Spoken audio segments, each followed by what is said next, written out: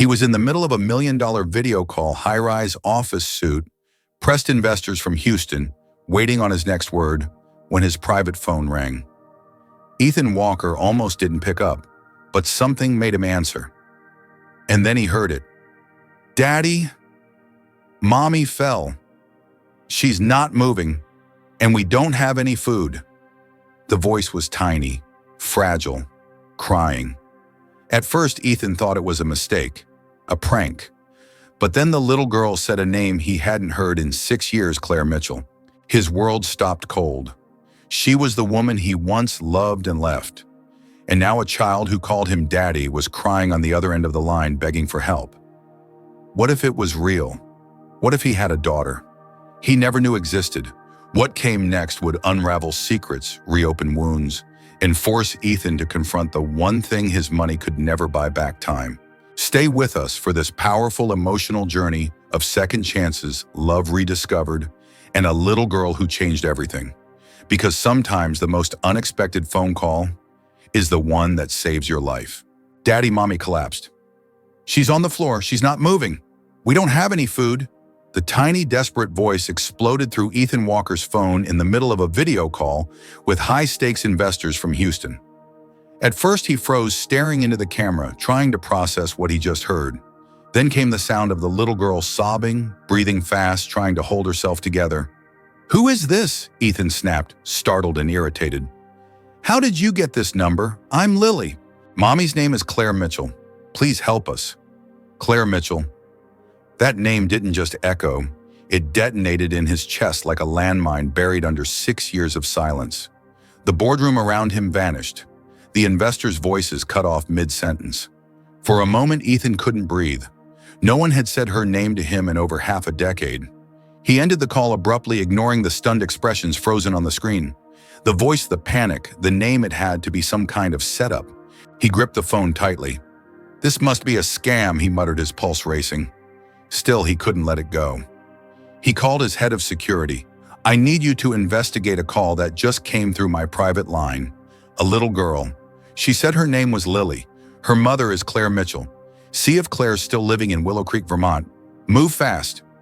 He hung up before hearing a reply and stared at the phone, the words still ringing in his mind.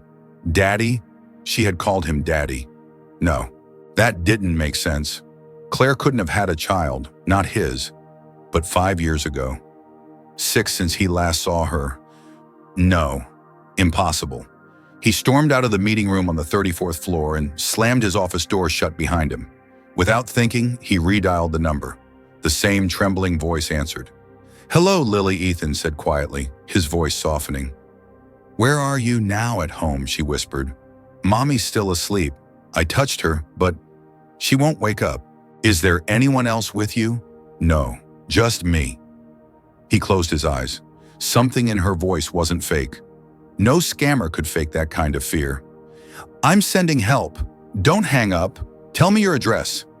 She gave it to him without hesitation. Ethan's breath caught. It was the same house, the little white house on Cedar Street, where he and Claire used to dream about building a future together. The same house he walked away from 6 years ago and never came back. He hung up and barked orders into the intercom. "Send an ambulance to 211 Cedar Street, Willow Creek. There's a woman unconscious inside and a child alone. Then get me every piece of information on that girl named birth certificate, hospital records. Everything." 20 minutes passed, then 30. Finally, his assistant Jake called back. "Confirmed. Claire Mitchell lives at that address. She was just taken to the local hospital. The child is Lily Mitchell. She's 5 years old. Paramedics say she was alone in the house for several hours. 5 years old." Ethan sat down hard in his leather chair. He did the math. 5 years. He had last seen Claire 6 years ago. No father listed on the birth certificate. No records tying Lily to anyone else. He stood up suddenly as if burned. "Get the helicopter ready. I'm going to Willow Creek. I don't want the press. I don't want a soul knowing I'm gone. Cancel my entire schedule." When he landed on the private helipad near the sleepy Vermont town, he didn't say a word. Not to the pilot, not to Jake, not to anyone. But when he saw the familiar front porch of that old white house, he stopped dead in his tracks. For a second, he almost turned around. But then he walked up and knocked. A paramedic came out. She's with her mother now. The little girl refused to leave her side. How is Claire? She's stable, but severely malnourished. Doctor says she hasn't eaten properly in days. Ethan clenched his jaw. He nodded once. Take me to the hospital. When he entered the room, Claire lay motionless on the hospital bed. Her face was pale, lips cracked. Her hands still clutched a piece of fabric she had likely been sewing before collapsing. Sitting in the far corner was Lily, curled up in a chair, cradling a worn-out stuffed rabbit. She looked so small, so fragile, so familiar. He stood there silent, waiting. An hour passed before Claire stirred. Her eyelids fluttered open. She blinked. Then her eyes met his and went cold. I don't want you here, she whispered. Not weak, just final. I'm not here to fight, Ethan, replied, hands buried in his coat pockets. I'm here because I heard a little girl call me Daddy, and it broke something inside me. Don't call her that, Claire snapped, sitting up slowly. You don't get to call her that. I didn't know she existed, he said. She laughed bitterly. That's what you tell yourself. But I tried. I looked for you. I wrote letters. I went to your company. Security dragged me out like I was insane. I swear no one ever told me. Of course not. Because you were already living your better life. New suits, new skyline, new girlfriend, new plans. You erased us, like we were a mistake. Ethan didn't respond. She looked away.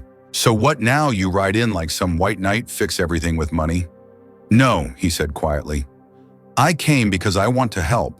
Not with guilt, not with cash, but because she called me Daddy. And I felt it. Even if I didn't deserve it. Claire stared at him, her eyes still sharp but less venomous. Lily doesn't know you. I never poisoned her against you. I told her her dad was far away. That's it. I didn't want to fill her heart with hate. Hunger was enough. Those words hit harder than any slap. Ethan swallowed. I want to be there now, even if I was too blind to be there then. Claire didn't answer. Then Lily stirred. She blinked at him, rubbed her eyes, and slowly walked over to the bed. Looking at Ethan, she asked softly, Is he going to live with us now? No, sweetheart, Claire said, brushing Lily's hair gently. He's just here to help. Lily looked at him with innocent curiosity. Her eyes didn't have fear anymore, just questions. And for the first time, Ethan realized those questions were going to shape everything that came next. We're sorry to leave you hanging here, but we promise we'll continue this emotional journey in the next episode. Before we do, let us ask you something. Do you believe everyone deserves a second chance even after they walked away? If you were in Claire's shoes, would you let Ethan back into your life? Let us know in the comments below. And tell us, where in the world are you watching from? If this story moved you even a little, we'd be truly grateful if you dropped a like and tapped the heart to show your support. The next morning, the knock on the door came just before sunrise. Claire froze mid-step in the kitchen, instinctively shielding Lily with her body. She wasn't expecting anyone. Not this early. Not today. But when she opened the door, Ethan stood there. No chauffeur, no tailored suit, just a worn jacket, a bag of groceries in one hand, and a backpack slung over his shoulder. I brought some things, he said quietly, lifting the bag, fruits, milk, medicine, and a stack of children's books. And this? He knelt down and handed Lily a box of crayons. For you! The little girl stared at the box as if it might vanish. Then slowly, cautiously, she took it. Claire said nothing, but she didn't close the door. May I come in? Ethan asked. She hesitated, then stepped aside. Just don't expect anything. The inside of the house hadn't changed since the day he left it behind. Same faded curtains, same cracked ceiling, but now it held something heavier: silence. The kind you feel in your bones. Lily sat cross-legged on the floor, pulling out a crumpled notebook. She began to draw without saying a word. Ethan lowered himself beside her. What are you drawing? He asked, his voice low, careful not to scare her off. A house, and a tree, and a girl with her mommy. He hesitated, and the dad. She glanced sideways. I don't know how to draw a dad. The words tore through him. He picked up a pencil. Want to invent one together? She gave a small nod. Ethan sketched slowly, tentatively, then looked at her for approval. Lily examined the figure. It needs a red hat. She handed him the crayon. He colored it in. Now it's better, she said simply. From across the room, Claire watched in silence. She didn't say a word, but she didn't stop him either. Later, while she folded laundry near the window, Lily whispered, "Is he going to come again?" "I don't know," Claire replied, avoiding the question. "He said he wanted to help. But why does he want to help if we don't live with him?" Claire sighed. "Because he's your dad, Lily." The little girl made a face. She didn't respond. That same evening, Ethan returned again, this time with warm jackets, cookies, and the vitamins the doctor had recommended. He didn't come inside. He just handed them over with a soft, "Good evening." Claire eyed him warily. "You planning to do this every day if you'll let me," he said. She crossed her arms, unsure, then moved aside. Lily ran up to him. "I drew a dog today. Want to see?" Ethan crouched down, smiling. "Of course. Show me." Claire stood by the sink washing dishes, glancing over her shoulder every now and then. Something about the way he looked at Lily. It wasn't pity, it wasn't guilt. It was something else. That night after Lily fell asleep, Ethan turned to Claire. "I've been thinking, Lily's health, her weight, the frequent fevers. Maybe we could take her to a clinic in Boston, somewhere with better equipment." Claire didn't turn around. "She's small because sometimes we don't have enough. But she's not sick." "I know. I'm not saying she is. He paused. "I just want to be sure. I want her to be okay." "You want to fix everything now?" Her voice was sharp. "After 5 years, no. I just want to start." She said nothing. But the next day, Claire had to go into town to buy fabric scraps. As she buttoned Lily's coat, she turned to Ethan. "If you're coming, you stay. Alone. With her." He blinked. "You trust me?" "No," she said. "But Lily does." And with that, she left. For 2 hours, Ethan and Lily played on the floor with clay and crayons. They built cities, monsters, trees, and even a crooked castle. "Where do you live?" she asked, pressing green dough into a pancake. "In Boston. It's far, but if you want, I could come more often." She looked at him carefully. "Why didn't you come when I was a baby?" His hands froze. "Because I didn't know you were born. Your mom tried to tell me, but I never got the message. And when I finally found out, it felt too late." "Is it too late now?" He looked into her wide eyes. "Only if you say so." She stared at him for a long moment, then handed him a lump of dough. "Make me a flower. My mom says flowers need patience to grow." He smiled. "She's right." When Claire returned, she found both of them asleep on the couch. Lily curled up against Ethan, one small hand wrapped around his thumb. She didn't wake them. Instead, she sat nearby watching, thinking, remembering all the letters that came back unopened, all the nights Lily cried without knowing why. And now, this. When Ethan woke, he apologized for dozing off. "Claire only said she trusts you, but I don't." "Not yet." "I know," he whispered. "One day at a time." Her eyes softened. "Tomorrow, I have a doctor's appointment. You can come if you want." "I'd like that," he said. And just like that, the door creaked open a little wider. "We're truly sorry to leave you hanging again, but the story is only just beginning to bloom. Tell us, do you think Ethan deserves forgiveness after all these years? If you were Lily, how long would it take for you to trust someone who abandoned you? Also, where in the world are you watching from? We'd love to know. If this story touched your heart, please drop a like and tap the heart. It means the world to us." The doctor's office smelled like old coffee and disinfectant. Claire sat quietly in the waiting room, flipping through a magazine without reading a single word. Ethan sat across from her, bouncing one leg, trying not to stare. Lily was on the floor with a stuffed bunny, humming softly as she played. When the nurse finally called Claire's name, she stood and looked at Ethan. "Can you stay with her?" He nodded. "Of course." As Claire disappeared behind the door, Lily reached out and grabbed Ethan's hand. "Will Mommy be okay?" "She will," he said gently. "She just needs to rest more." Lily looked down, then back up. "If we go live with you, will she get better faster?" Ethan smiled. "We'd help her rest, yes. And you'd get your own bed with stars on the ceiling if you want." Lily grinned. "I want the stars." When Claire returned nearly 40 minutes later, her face was pale but calm. "Everything all right?" Ethan asked. She hesitated. "Anemia. Nothing too serious. But I need rest, real rest. No more sewing 10 hours a day. No more skipping meals."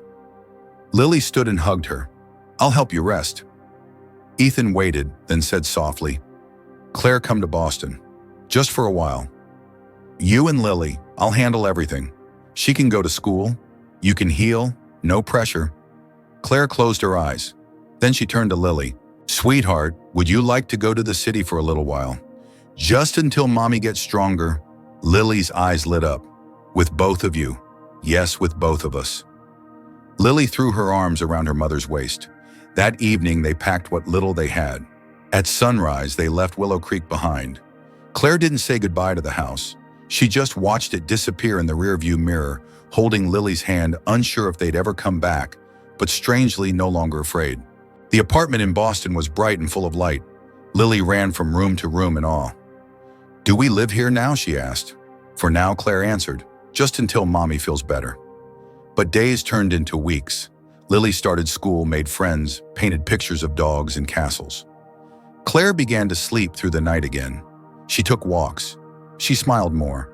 She even talked about teaching sewing to other women one day. Ethan, true to his word, stayed. He didn't push. He didn't make promises. He just showed up, day after day.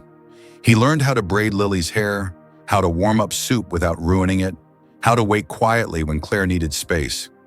One afternoon, as the three of them sat on the floor building towers out of blocks, Lily said, "This is my family." Neither adult corrected her. That night, after Lily had gone to bed, Claire stood at the kitchen sink washing a mug. Ethan leaned against the counter. "You've changed," she said. "I had to. I wanted to." She looked at him. "You gave up everything. I didn't give up anything. I just finally saw what mattered." Claire was quiet. "I'm not asking you for a future right now," he added. "Just to let this be real.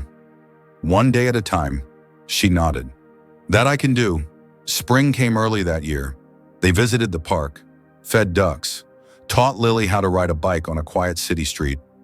Claire bought fabric again. Ethan started working part-time. Their lives didn't suddenly become magical, but they became theirs. 1 year later, they returned to Willow Creek not to stay, but to visit. The old house had been sold, but the memories still lingered like ghosts with kind eyes. They visited the neighbors, walked past the school Claire once dreamed Lily would attend. And then they drove back to Boston, to the place that had become a new kind of home. That evening, as Lily drew pictures on the kitchen floor, she handed Claire a new one. It was a house with 3 figures in front. "That's you," she said, pointing. "And that's me. And that's Daddy." Claire felt her throat tighten. "And what's this?" she asked, pointing to a sun drawn above them. "That's love," Lily whispered. "Because it's always shining." And in that moment, Claire knew this wasn't a return. This was a beginning. Thank you for following this journey to the end.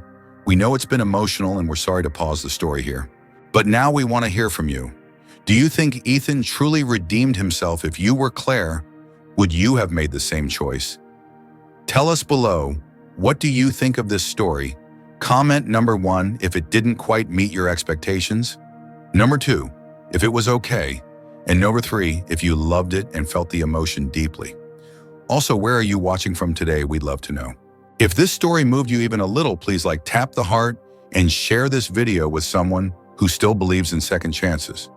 Thank you for being here.